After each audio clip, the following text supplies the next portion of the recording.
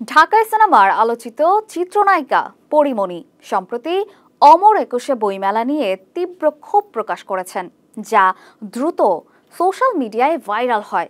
তার মন্তব্যের পর দেশজুড়ে শুরু হয়েছে নানা আলোচনা ও সমালোচনা। বিশেষত বইমেলায় যুক্ত হওয়া একটি স্টল নিয়ে চলমান বিতর্কের প্রেক্ষাপটে তিনি এই পোস্ট দেন। পরীমণির এই স্ট্যাটাস নতুন করে এক বিতর্কের জন্ম দিয়েছে, যা শুধু সামাজিক মাধ্যমেই নয়, রাজনীতিবিদদের মাঝেও তুমুল আলোচনা সৃষ্টি করেছে। ঢালিউডের জনপ্রিয় চিত্রনায়িকা পরীমণি সম্প্রতি অমর একুশে বইমেলা নিয়ে তীব্র ক্ষোভ প্রকাশ করেছেন। সম্প্রতি নিজের ফেসবুক পোস্টে তিনি মন্তব্য করেন, বইমেলার মতো এত সুন্দর আয়োজন নোংরা করছেন আপনারা। কারা আসলে? আপনারাই এই দেশের গু গোবর, ময়লা আবর্জনা, থু আপনাদের মুখে। তার এই মন্তব্যটি দ্রুত সোশ্যাল মিডিয়াতে ভাইরাল হয়ে যায় এবং ব্যাপক প্রতিক্রিয়া সৃষ্টি করে।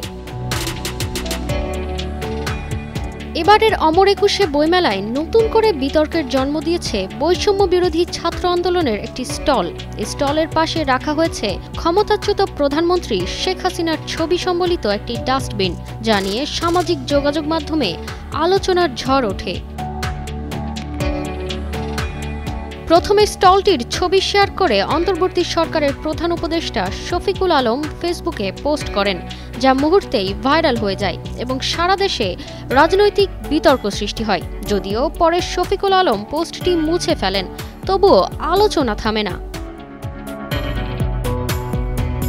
এই বিতর্কের মধ্যে পরীমণি সরাসরি ডাস্টবিন নিয়ে কিছু না বললেও তার ফেসবুক পোস্টের মাধ্যমে নিজের ক্ষোভ প্রকাশ করেন।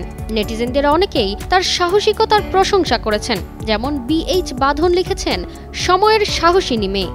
আবার অন্যরা অভিযোগ করেছেন পরীমণি আওয়ামী লীগের পক্ষ নিয়েছেন।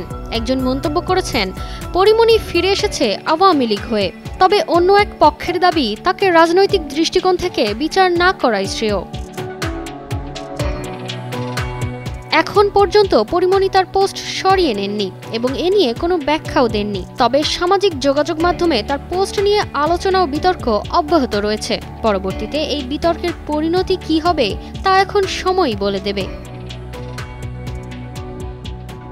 তারতিবা ফারুহি, কালের কণ্ঠ।